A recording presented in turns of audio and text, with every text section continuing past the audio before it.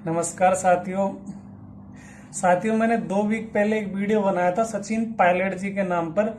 और सचिन पायलट जी को लेकर जो वीडियो बनाया था मैंने आपको उसमें विस्तार से समझाया था कैसे उपचुनाव के दौरान कांग्रेस पार्टी के कुछ नेताओं ने सचिन पायलट साहब के खिलाफ एक साजिश रच करके और उन्हें कमजोर करने की कोशिश की गई थी। लेकिन धन्यवाद है दौसा की जनता, और दौसा की जनता ने उन्हें भरपूर प्यार दिया। डीसी वैरवा की जीत हुई। जो लोग साजिश रच रहे थे उनको एक जवाब मिला है कि सचिन पायलट को हम चाहे कितने षड्यंत्र रचे लेकिन सचिन पायलट को हम कमजोर नहीं कर सकते। साथियों, आज बात कर रहे हैं हमें राजस्थान भाजपा के प्रभारी राधा मोहनदास अग्रवाल जी की। और ये बात करना इसलिए जरूरी हो गया है क्योंकि राधा मोहनदास अग्रवाल दिल्ली से जब भी जयपुर आते हैं तो राधा मोहनदास अग्रवाल सीधे टारगेट सचिन पायलट को करते हैं। जब भी सुबह शाम दोपहर अगर उनसे कोई पत्रकार भी सवाल करे तो वो सीधा ना बीजेपी के कुछ बताएंगे ना को और कांग्रेस नेताओं का नाम लेंगे। राजस्थान के और भी बड़े बड़े कांग्रेस के नेता है राजस्थान में, उनका नाम राधा मोहनदास अग्रवाल नहीं लेते हैं। राधा मोहनदास अग्रवाल सीधा सीधा सचिन पायलट को टारगेट करते हैं। और ये कहीं ना कहीं ये राधा मोहनदास अग्रवाल अगर भाजपा का प्रभारी बना है ना तो साथियों ये तो है नहीं कि ये इसकी कोई दिमागी मेंटलिटी कमजोरी हो। 2002 से 2012 तक ये गोरखपुर उत्तर प्रदेश से विधायक रहा है, लगातार विधायक का चुनाव ये जीता है। तो कहीं ना कहीं देखो, और अग्रवाल है बढ़िया बुद्धि दिमाग से काम लेता है, लेकिन इनके दिमाग को क्या है कि एक तरीके से इनको रिमोट कंट्रोल का जो है प्रभारी बना करके भेजा गया है। और विशेषकर से दिल्ली से नरेंद्र मोदी और अमित शाह ने इनको एक जिम्मेदारी दी है कि तुम राजस्थान जाओ। राजस्थान में अगर हमें 2028 के अंदर रिप्लेस भाजपा को करना है तो कांग्रेस का एक नेता है सचिन पायलट, और सचिन पायलट एक ऐसा नेता है जो राजस्थान में दोबारा कांग्रेस की सरकार ला सकता है। क्योंकि उसने 25 सीटों से, जब भी पार्टी 2013 में 25 सीटों पर आ गई थी, उस 25 सीटों वाली कांग्रेस को वापस जीवित करके और 100 सीटों पर 2018 में पहुंचा दिया था। तो कहीं ना कहीं ये नेता 2028 में फिर से भजन सरकार को चुनौती देगा और हमारी सरकार रिप्लेस नहीं होगी और मेजोरिटी जो कांग्रेस की 2028 में बनेगी। तो राधा मोहनदास अग्रवाल को एक टास्क दिया गया है कि तुम कहीं भी फोकस मत करो, तुम सीधे जब भी जयपुर जाओ तो कुछ ना कुछ सचिन पायलट के खिलाफ बोला करो, सचिन पायलट की छवि को खराब करने की कोशिश करो, सचिन पायलट को कमजोर करने की कोशिश करो, सचिन पायलट को कमजोर दिखाने की कोशिश करो। ये ऐसा टास्क राधा मोहनदास अग्रवाल को दिल्ली से देकर के भेजा गया। अब राधा मोहनदास अग्रवाल जब भी दिल्ली से जयपुर आते तो ये सचिन पायलट को लेकर के बयान देते। उपचुनाव से पहले सचिन पायलट को लेकर के इसने एक बयान दिया था कि दौसा की जो धरती है वो सचिन पायलट की विरासत नहीं है। अगर ये सचिन पायलट की विरासत है तो हम इस बार के उपचुनाव में दौसा की जो सचिन पायलट की विरासत है वो सचिन पायलट से छीन लेंगे। इस बात का रिएक्शन दौसा की जनता में हुआ। कांग्रेस पार्टी के नेताओं ने साजिश करके कमजोर कैंडिडेट दौसा के उपचुनाव में उतारा, लेकिन दौसा की जनता ने राधा मोहनदास अग्रवाल को जवाब दिया और दौसा से डीसी वैरवा को उपचुनाव में बहुत शानदार तरीके से चुनाव जीता करके विधानसभा में भेजा। तो राधा मोहनदास अग्रवाल को दौसा की जनता ने जवाब दे दिया कि दौसा सचिन पायलट की विरासत थी और रहेगी। लेकिन फिर क्या होता है, जैसे ही भजनलाल सरकार की कैबिनेट मीटिंग होती है, कैबिनेट मीटिंग में कुछ फैसले लिए जाते हैं, उनमें से जो बड़ा फैसला लिया जाता है कि इन्होंने 9 जिले रद्द कर दिए। जब राधा मोहनदास अग्रवाल दिल्ली से जयपुर आते हैं, पत्रकार पूछते हैं कि भजनलाल सरकार ने तो जिले रद्द कर दिए, इस पर आप क्या कहना चाहोगे? तो राधा मोहनदास अग्रवाल का सीधा सीधा टारगेट सचिन पायलट होता है कि गहलोत की और सचिन पायलट की लड़ाई थी और इस लड़ाई के कारण गहलोत ने जिलों की बंदरबाट करी थी अपने विधायकों को खुश करने के लिए और पायलट को कमजोर करने के लिए। गहलोत ने बिना सोचे समझे जिले बांट दिए।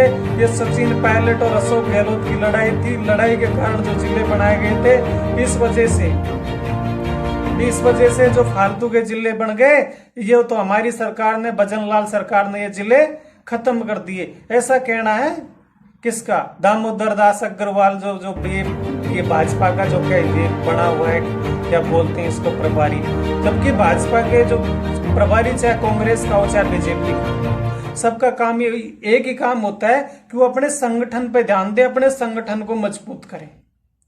अगर कोई केंद्र से अगर किसी भी, चाहे कांग्रेस वाले भेजे चाहे भाजपा वाले भेजे, किसी भी स्टेट में भेजे, तो प्रभारियों का एक ही काम होता है कि अगर उनकी सरकार उस प्रदेश में, तो सरकार और संगठन के बीच में समन्वय बनाना, संगठन और सरकार को एक साथ लेकर के चलना, संगठन और सरकार के बीच में तालमेल बना के रखना। अभी ये दामोदर दास अग्रवाल सरकार में और इसमें तो तालमेल बिठा नहीं रहा है, भजनलाल सरकार में और संगठन में।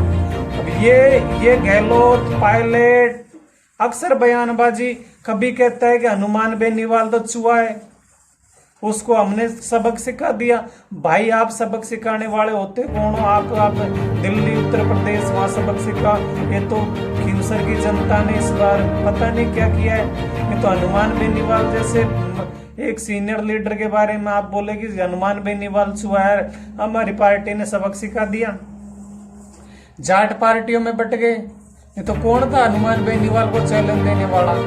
और मैं तो कहता हूं दामोदर दास अग्रवाल जी, आप इस तरह की बयानबाजी ना करें। आप जैसे शोभनीय सीनियर लीडर हैं, आप 3 बार विधायक रहे हैं गोरखपुर से, अब आप राज्यसभा के सांसद हैं, आप कर्नाटक के भी प्रभारी हैं, आप राजस्थान के भी प्रभारी हैं, तो आप दो राज्यों के प्रभारी हैं, सीनियर लीडर हैं। और आप जब भी आते हो सचिन पायलट, सचिन पायलट, सचिन पायलट, आपने एक टारगेट कर लिया सचिन पायलट। आप जितना सचिन पायलट को टारगेट करोगे, जितना सचिन पायलट के बारे में बोलोगे, ये राजस्थान की धरती है, इसके भूगोल के बारे में आपको पता नहीं कि इसका भूगोल कैसा है। यहाँ पर आप जितना सचिन पायलट के बारे में बोलोगे, सचिन पायलट उतना ही मजबूत होकर के निकलेगा। क्योंकि यहाँ आप जो बातें बोलते हो ना, वो सचिन पायलट से जो यूथ जुड़ा हुआ है, उस यूथ को करंट सा लगता है, तो सचिन पायलट के बारे में कोई गलत अशोभनीय बातें करता है, गलत टिप्पणी करता है। तो इसलिए कृपया करके आप अपनी ये जो लगा रखे हो ना टेंटे टेंटे, ये रट लगा रखे हो आप, इनको तो आप बंद करें और भाजपा के संगठन पे ध्यान दें तो ज्यादा अच्छा रहेगा। मैं तो एक सोशल वर्कर की तरफ से आपको मेरी सलाह है। बाकी आप तो बहुत 3 बार के विधायक, राज्यसभा सांसद, 2 राज्यों के प्रभारी हैं, आपको सलाह हम देने वाले कौन होते हैं?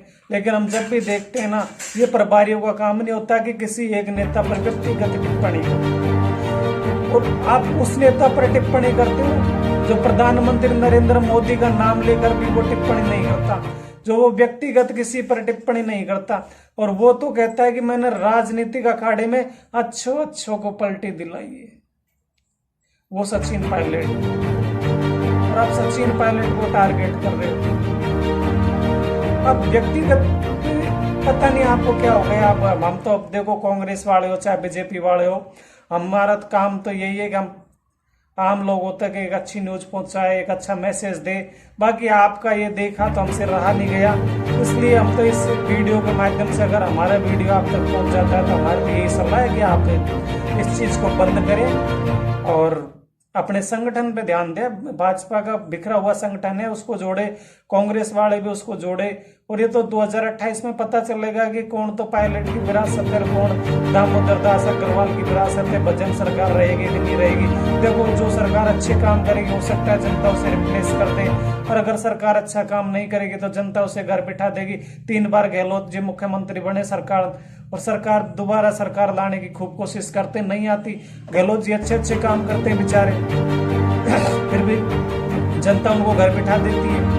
तो मैं तो आपसे कहना चाहता हूं कि अगर आपको संगठन पर ध्यान देना है, इस भजनलाल सरकार को दोबारा रिप्लेस करना है, तो आप अपनी सरकार के कामकाजों पर ध्यान दीजिए। आप योजनाएं बनाइए, आप भजनलाल जी से कहिए भाई युवाओं को नौकरियां दीजिए, एसआई पेपर लीक का मामला है, इस पर कुछ कीजिए। बहुत से काम है आप करने के लिए, आपने जिले क्यों रद्द कर दी? कांग्रेस सरकार में अच्छी बात हुई थी, हमारे जिले बने थे, आपने हमारे जिले रद्द कर दिए। भाई हमें तो दुख है, हमारा खुद का जिला रद्द हुआ है तो हमें तो दुख है इस बात का, हमें तो खुशी हुई थी।